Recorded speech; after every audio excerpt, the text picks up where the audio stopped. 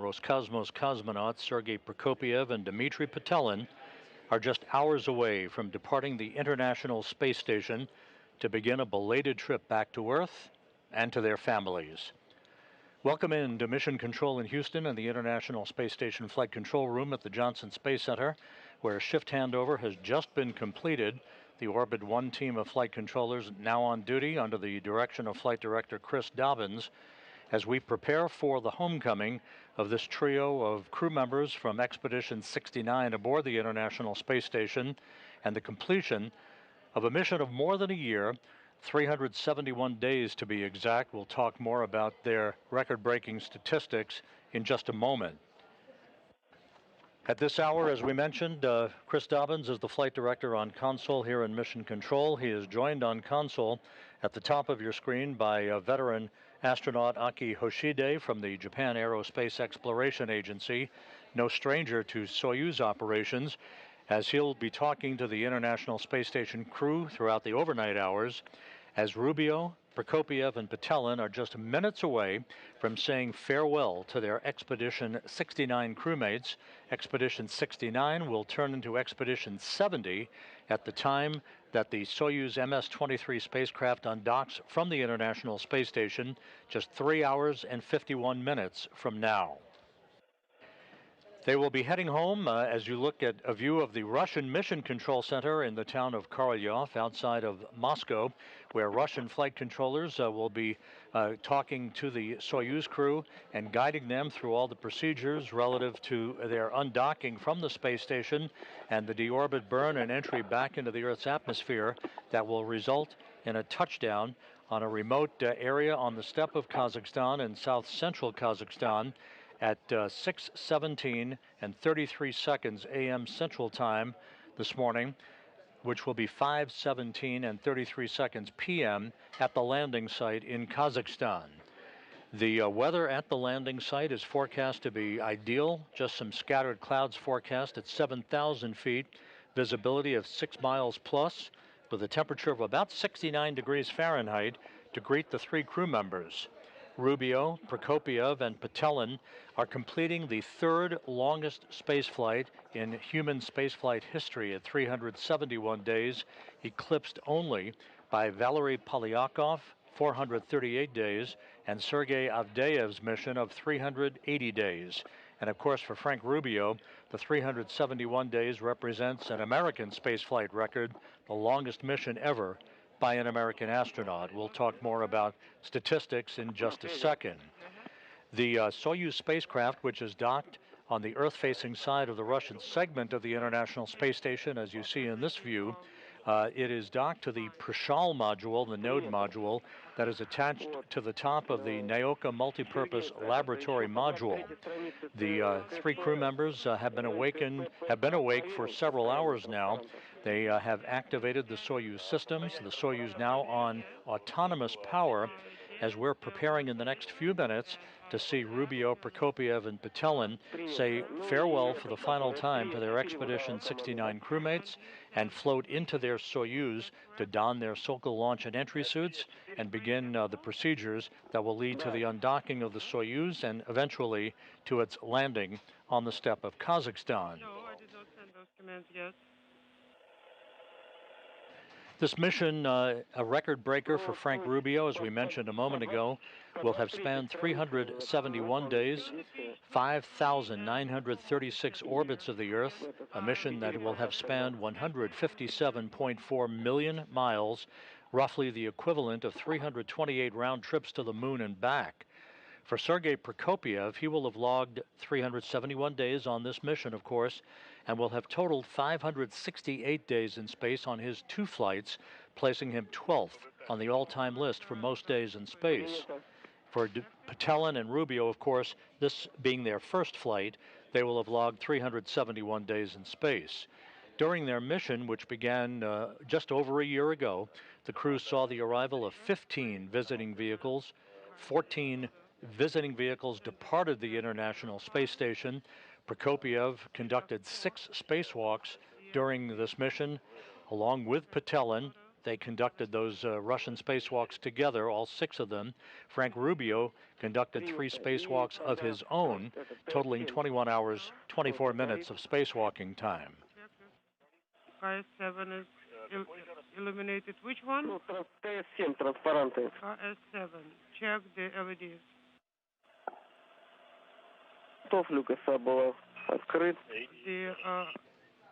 As the 3 crew members prepare to depart the International Space Station, there was a change of command ceremony earlier this morning in which Sergei Prokopyev, the outgoing station commander, handed over the keys of the kingdom to the European Space Agency's Andreas Mogensen, who is now the commander of the station and will be the commander for the duration of his mission aboard the International Space Station as part of the Dragon Crew 7 crew.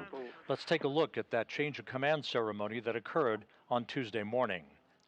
And I want just to say thank you to all mission control centers. It was a great time for me to work with you together. Thank you for your supporting. And I think I'm looking forward to work you together again. Thank you so much. Well, thank you, Sergei. It's an honor to take over as commander of the International Space Station and to relieve you and your crew. Sergei, Frank, and Dmitry, you have shown resilience, professionalism, and grace in the face of unexpected challenges and significant uncertainty. It's one thing to launch to space knowing that you're going to be up here for a year. It's a completely different thing for you and your families to find out towards the end of your 6-month mission that you're going to be spending an additional 6 months in space. But you took it upon your shoulders and you excelled. And along the way, you performed, Dmitry and Sergei, 6 spacewalks and Frank 3. And by the end of it, you had set a new record for the longest spaceflight by a US astronaut. And perhaps most remarkably of all, you flew in space during your mission with 28 other individuals. Your competence, dedication, and hard work is also abundantly clear to me and my Expedition 70 crewmates. The space station is tidy, organized, and work up here is flowing smoothly and efficiently, and that's in large part thanks to your hard work during the last year. On behalf of Expedition 70, I would like to thank you for setting us up for success. We hope to leave the space station in as good a condition as we found it in. No one deserves to go home to their families more than you. We wish you a smooth flight and a soft landing. Give our love to everyone at home, and congratulations on completing your successful mission. Thank you.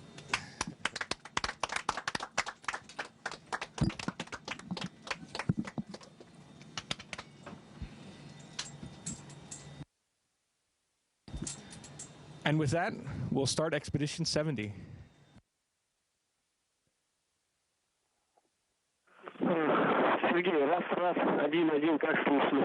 Expedition 70 formally begins with the undocking of the Soyuz MS-23 spacecraft that is scheduled 3 hours and 44 minutes from now. But Andy Mogensen is now the commander of the station. You see in this crew portrait of Expedition 70 from left to right, Roscosmos cosmonaut Nikolai Chub and Konstantin Borisov, Mogensen, Oleg Kononenko, who along with Chub is going to spend a year on the International Space Station, Jasmine Mugbeli, the NASA astronaut who was part of the Crew 7 crew, Satoshi Furukawa of the Japan Aerospace Exploration Agency, and NASA astronaut Laurel O'Hara, who launched just a couple of weeks ago on a Soyuz MS-24 spacecraft to begin her 6-month stint on the International Space Station. 45. Переходные люки должны быть закрыты. Transfer hatches must be closed. Да, принято. Copy 745. Transfer hatch closure. Yes. Prior to closure, work page 25. You hear through the interpreter Russian flight controllers at the Russian Mission Control Center talking to Sergei Prokopyev. He is the Soyuz commander. He will be in the center seat of the Soyuz descent module. It's a 3-section spacecraft The uppermost section that you see at the top of your screen is the instrumentation and propulsion module, where the engines and thrusters are located. The center section where the crew is strapped in is the descent module, and the upper section is the orbital module. Those three sections will separate pyrotechnically before the descent module enters the Earth's atmosphere with its heat shield pointed in the direction of travel. Go ahead, Sergey, on space to ground 1. In Kazakhstan, the NASA team, which is embedded with the Russian search and recovery forces comprising Rosaviatsia, that's the civil search and recovery agency that is responsible for the landing operations for Soyuz crews returning from the International Space Station.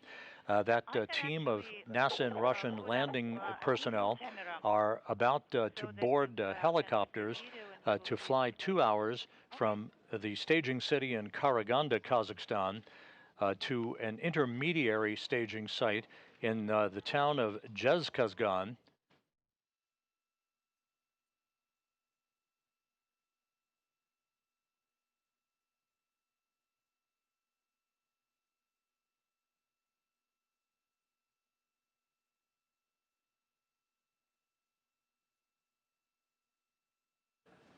The helicopters that will be deployed by the search and recovery forces will be flying to the intermediary landing site in Jezkazgan to refuel before they take off around the time of the deorbit burn.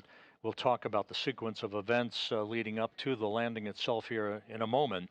Those helicopters will refuel in Jezkazgan and then fly about 35 minutes over a 90-mile stretch from Jezkazgan to the landing site to begin the process of extracting the crew from the Soyuz descent module and placing them in a nearby inflatable medical tent where they'll get out of their Sokol launch and entry suits into more comfortable flight clothing, receive medical exams, and then be placed in 3 different helicopters for the 2-hour flight back to Karaganda, where they will split up, with Rubio boarding a NASA Gulfstream jet to fly back to Houston, and Prokopiev and Patelin boarding a Gagarin Cosmonaut Training Center aircraft to fly back to their homes in Star City, their training base at the Gagarin Cosmonaut Training Center.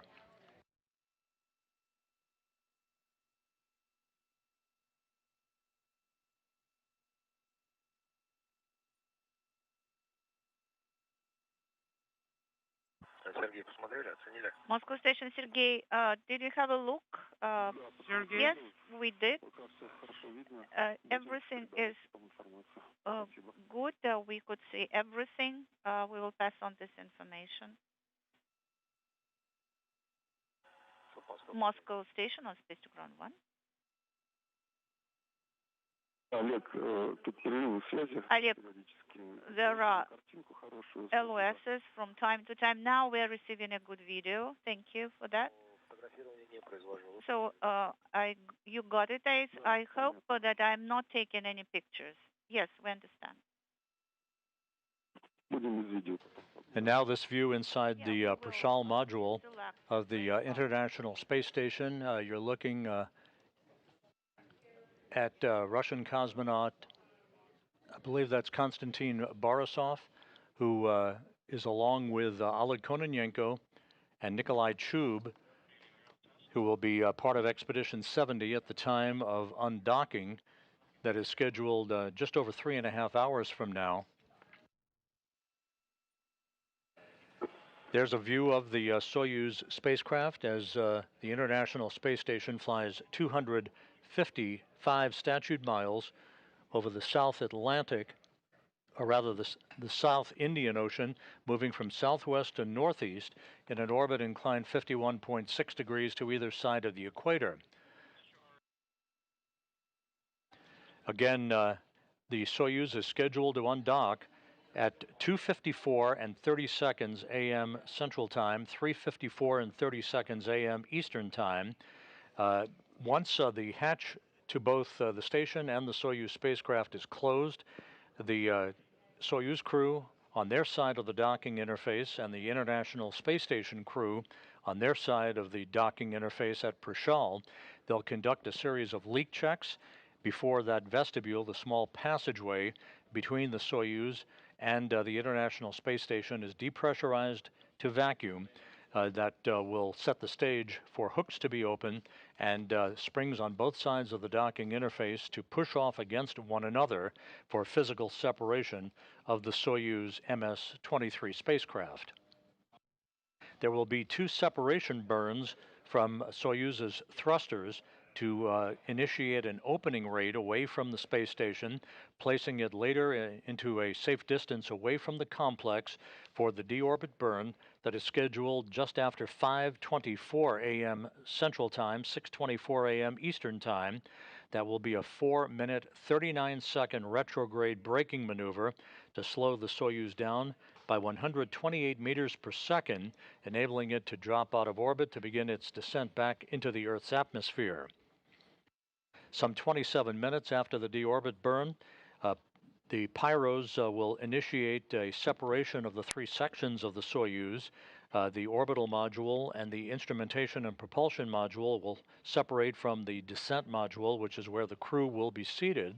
The direction of travel will place the heat shield of the Soyuz into the direction of travel to ablate or repel the heat that will build up around the Soyuz as it enters the Earth's atmosphere. That heat builds up to about 2,500 degrees Fahrenheit before leaving the harshest regime of the entry portion of the descent back to Earth. Some 15 minutes before touchdown, the command will be issued to open up the parachutes on the Soyuz spacecraft at an altitude of about 6.7 miles or 10.8 kilometers, and about 14.5 to 15 minutes later, touchdown will occur. The soft landing thrusters on the Soyuz will fire about a second or two before touchdown, and Rubio, Prokopiev, and Petelin will be back on Earth for the first time in 371 days.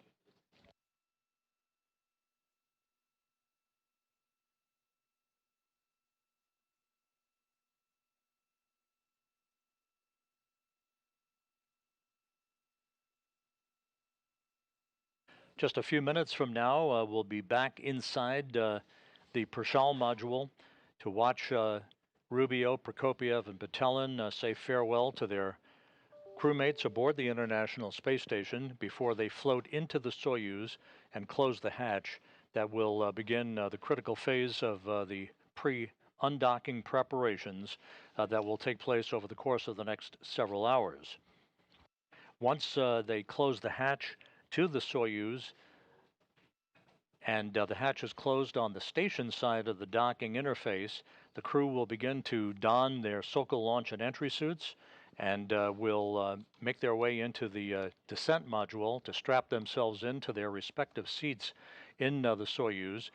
This is the configuration that they'll be in if you look head on to where the crew will be seated. Prokopiev, as the Soyuz commander, will be in the center seat, flanked to his left by Dmitry Petelin, who will be board engineer number 1, and to his right by Frank Rubio, who is board engineer number 2.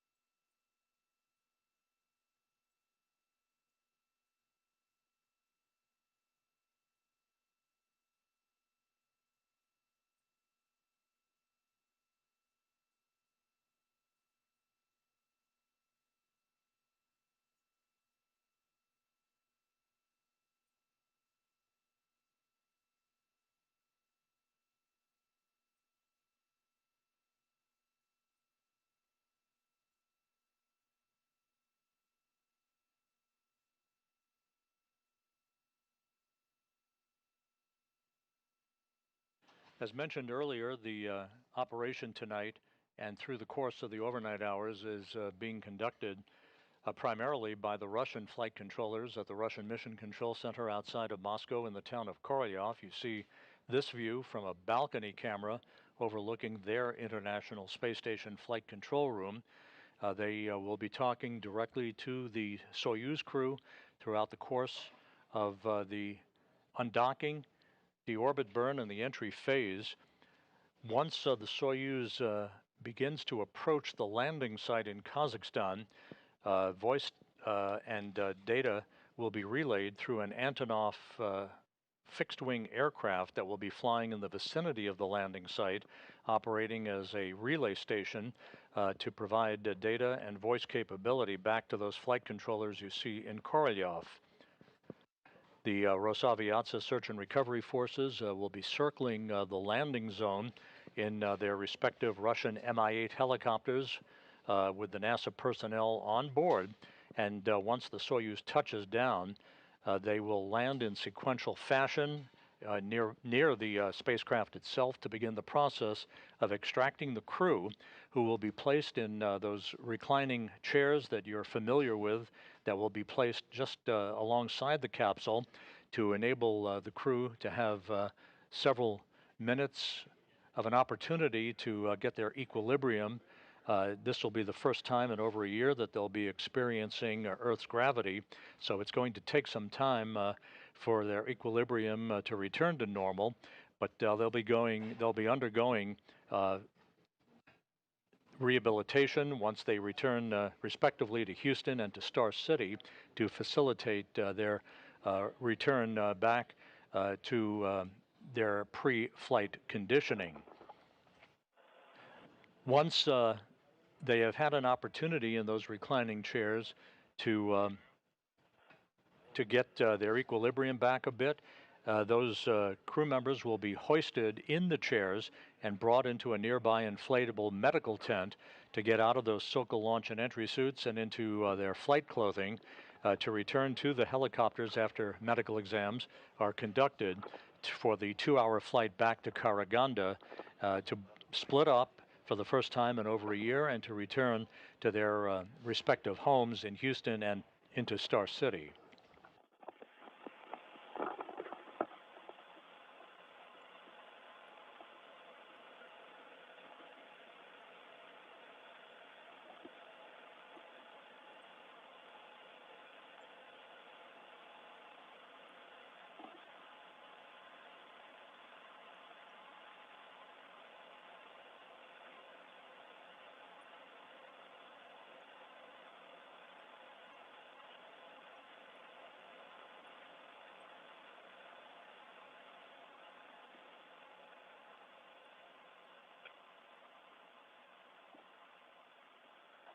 A good view of the Soyuz MS-23 spacecraft docked to the Prishal module, which is the node module, a multi-hatched docking port for multiple vehicles at the Russian segment of the station. And now we're back inside Prishal at the hatchway to the Soyuz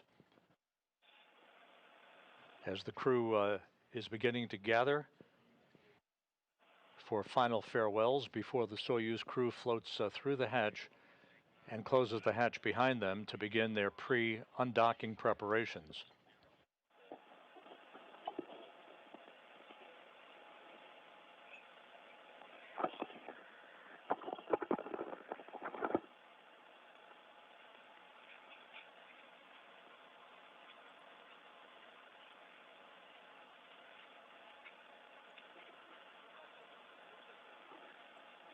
У вас выходы будут, понадобятся.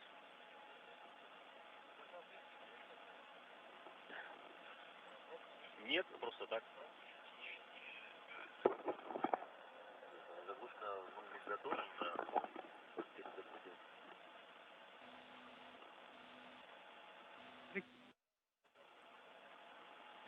The cap is ready. We'll use it before hatch closure.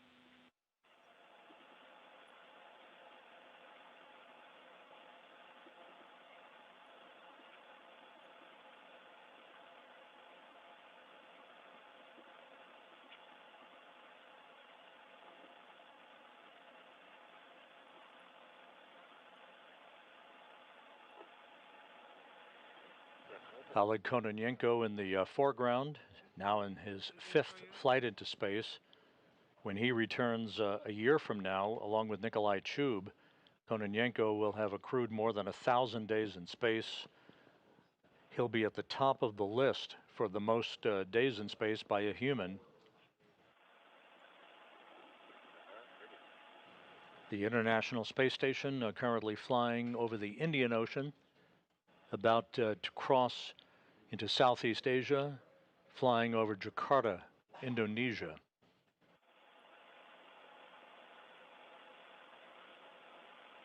And a view of Frank Rubio, soon to depart the International Space Station.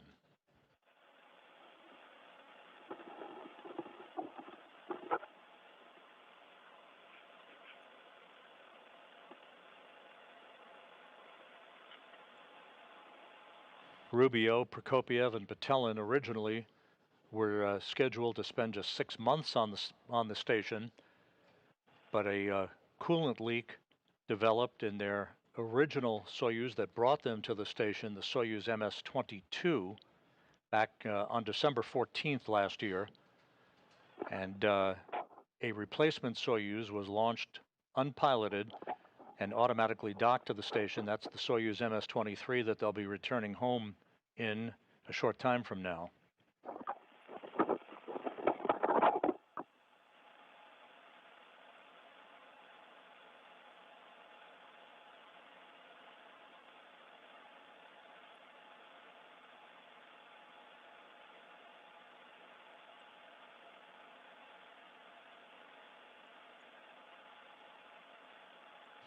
And the Soyuz commander, Sergei Prokopiev, and Dmitry Petelin.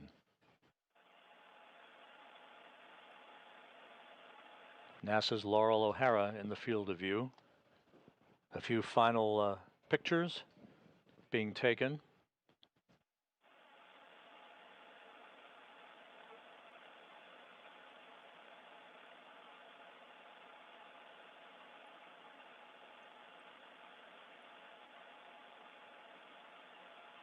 And Jasmine Mugbeli.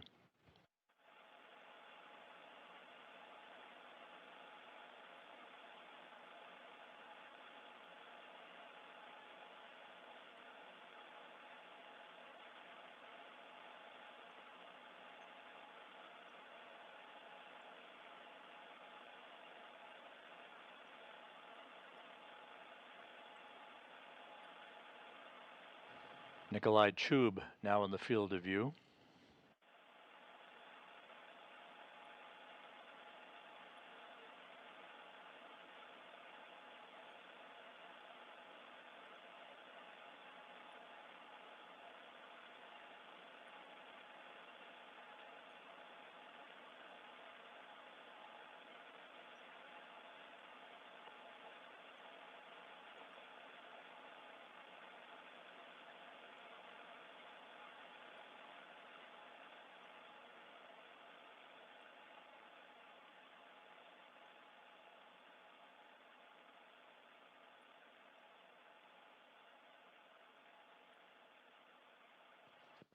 Once this farewell opportunity is concluded, Rubio, Prokopiev, and Petelin will float inside the Soyuz, and Kononenko will begin the process of closing the hatch on the Prashal module side of the docking interface.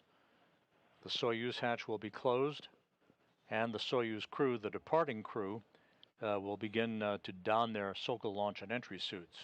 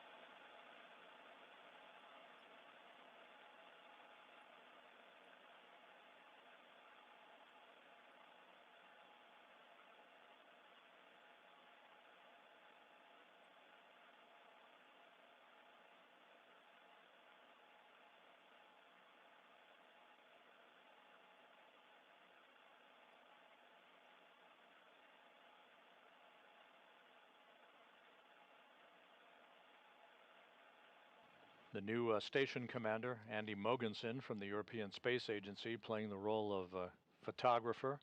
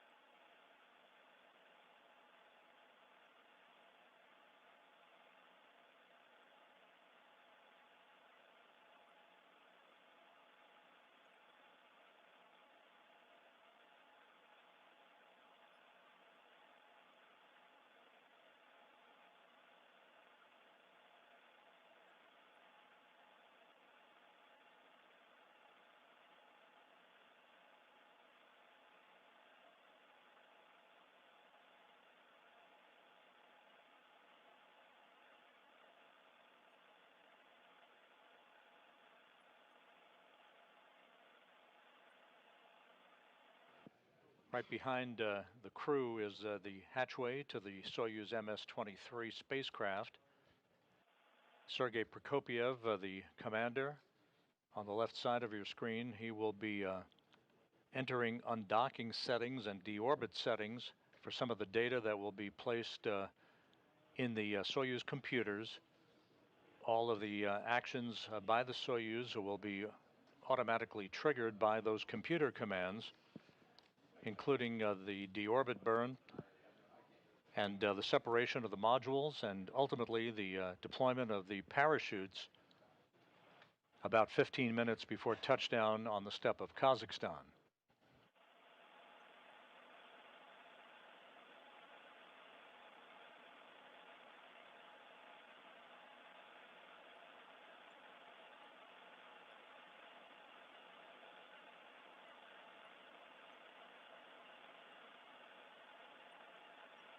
And not to be outdone, Konstantin Borisov now in the field of view.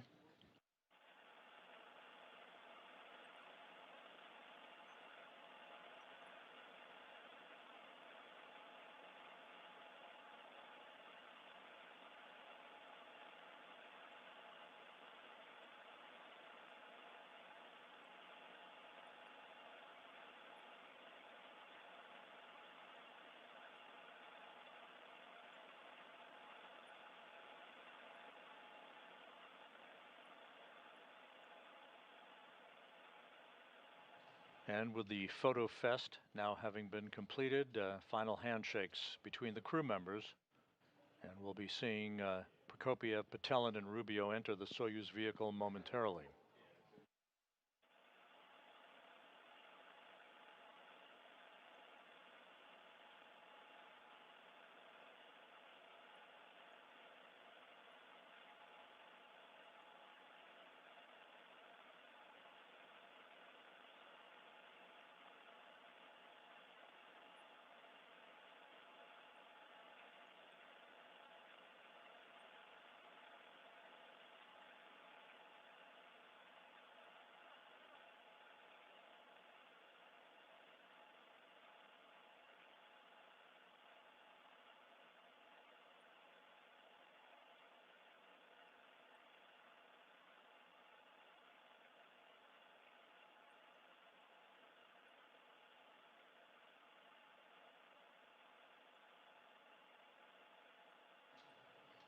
Sergei Prokopyev entering the Soyuz with his crewmates.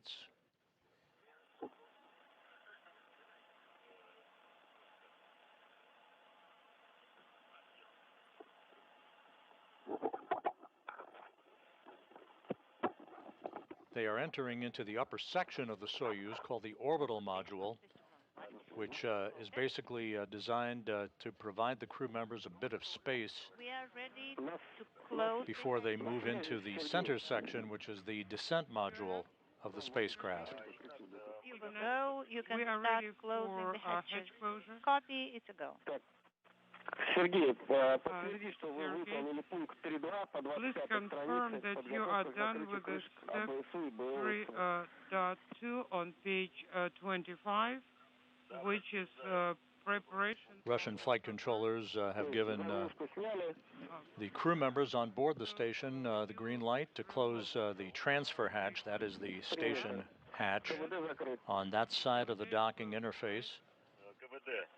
The Prashal module is the node module that is mated to the very top of the Naoka multipurpose laboratory module on the Earth-facing side of the Russian segment of the station.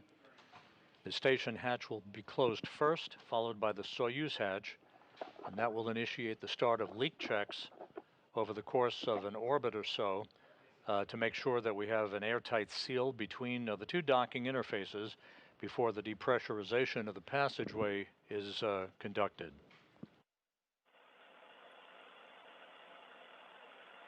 Так, Алтай, ЦУП Москвы, Altai, есть Moscow. разрешение на закрытие You переходных люков. go to close. Rubio, Prokopiev, and Petelin all inside the Soyuz MS-23 now.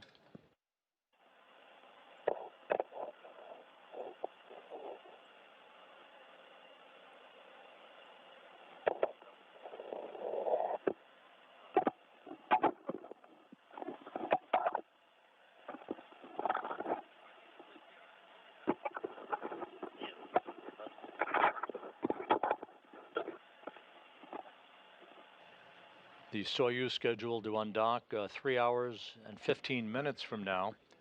Undocking scheduled at 2:54 and 30 seconds a.m. Central Time, 3:54 and 30 seconds a.m. Eastern Time. There will be an undocking command to begin the process of opening the hooks holding the Soyuz to the Prashal module docking port. That takes about 90 seconds to complete before the springs push off on both sides of the docking interface to initiate the physical separation of the vehicle. At the time of undocking, Expedition 69 will come to an end. Expedition 70 formally begins. And there goes the hatch on the Prashal module side of the docking interface. Ignat, S4 and S6 are no longer illuminated. Copy. Сергей, но у нас есть разрешение. And the hatch closed on the Prashal module at 11:38 p.m. Central Time, 12:38 a.m. Eastern Time.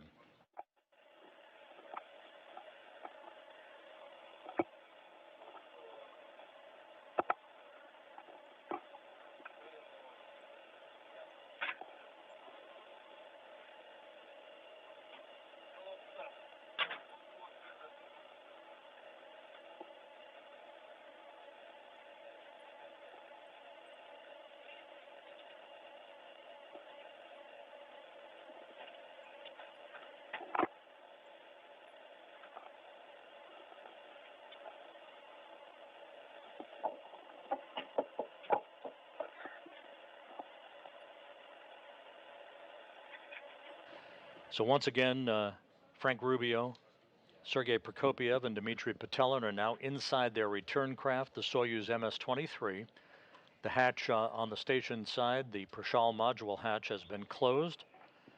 The three departing crew members will be closing the Soyuz hatch momentarily, having bid farewell to their crewmates and to their home that they have lived in for over a year, returning home this morning after 371 days in space, the third longest spaceflight in human spaceflight history.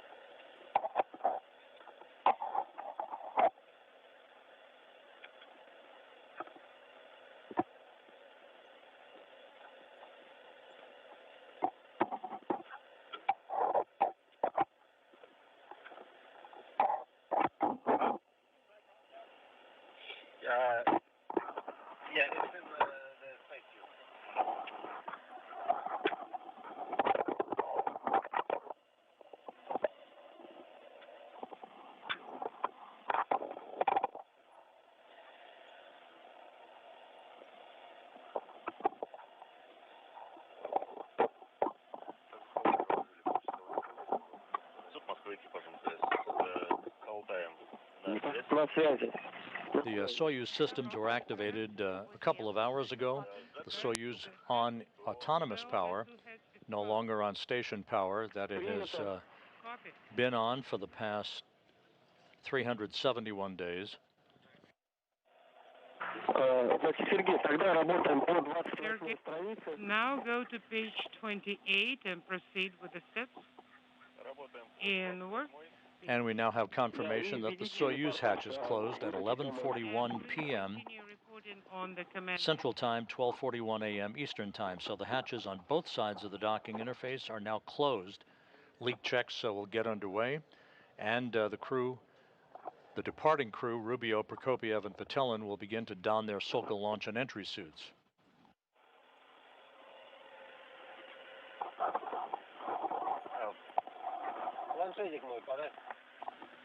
Give me my tablet, please.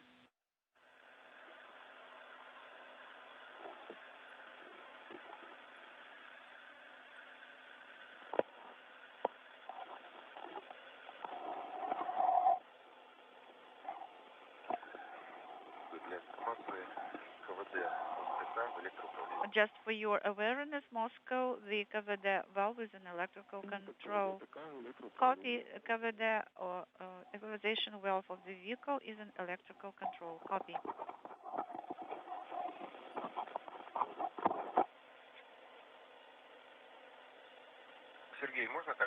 Sergey, do we ever go to the activate the camera? Thank you so much for your the video stream. You have a go to deactivate the camera. Okay, copy. It's a go to switch off camera.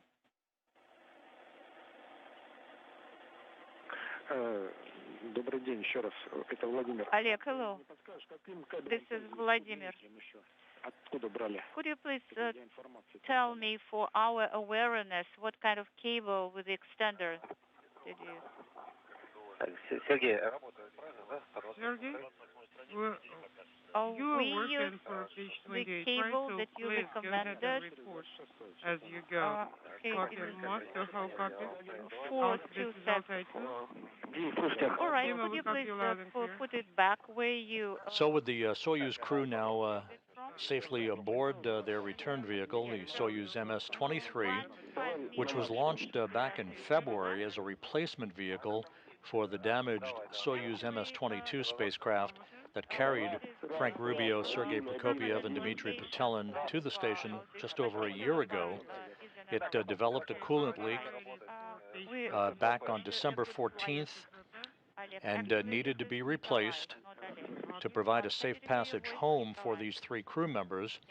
So the Soyuz MS-23 was launched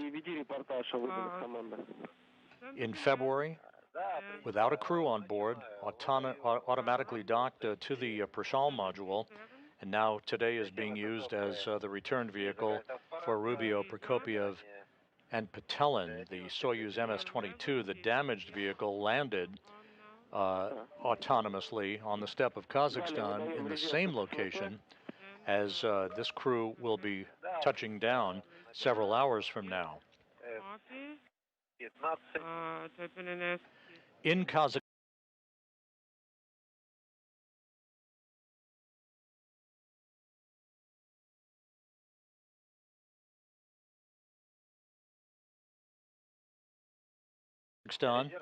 the NASA and Russian personnel comprising the landing team are airborne in Russian Mi-8 helicopters heading from Karaganda, the staging city, to the interim staging city of Zhezkazgan to the southwest of Karaganda, where those helicopters will be refueled at an airstrip in Zhezkazgan for about a 35-minute flight later this morning to the landing site itself. Those helos will take off around the time of the deorbit burn. D7 is not eliminated. The critical phase of the landing will begin with the undocking of the Soyuz from the Prashal module, as you see in this animation, at 2:54 in 30 seconds a.m. Central Time.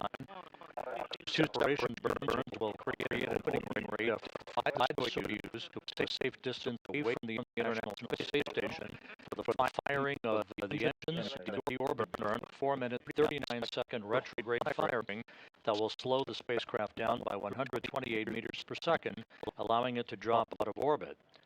At 5:51 and 58 seconds a.m. Central Time, pyros will fire to separate the 3 sections of the Soyuz, with the descent module, the center section, the only section that survives the heat of reentry that will build up to about 2,500 degrees around the spacecraft.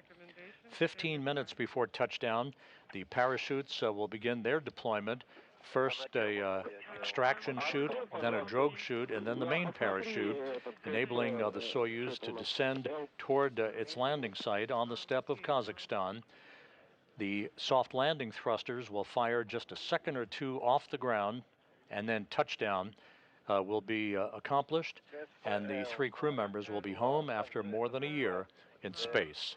So all of that activity is yet to come throughout the course of the morning. Again, you're looking at a view of the Soyuz MS-23 with Frank Rubio, Sergei Prokopyev, and Dmitry Petelin on board, beginning their pre-undocking preparations. They'll be donning their Sokol launch and entry suits a short time from now and conducting all of the other activities that will lead to the leak checks and the final go from the Russian flight controllers in Korolyov at the Russian Mission Control Center for the undocking of the Soyuz 3 hours, 5 minutes, and 45 seconds from now. We'll be back on the air for undocking coverage at 2:30 a.m. Central Time, 3:30 a.m. Eastern Time for the undocking of the Soyuz and the departure of Rubio, Prokopyev, and Petelin from the home that has been their place to live and work for the past 371 days. So come back a few hours from now. We'll be back on the air again at 2:30 Central Time, 3:30 a.m. Eastern Time with Soyuz undocking coverage. In the meantime, we'll sign off for now. This is Mission Control Houston.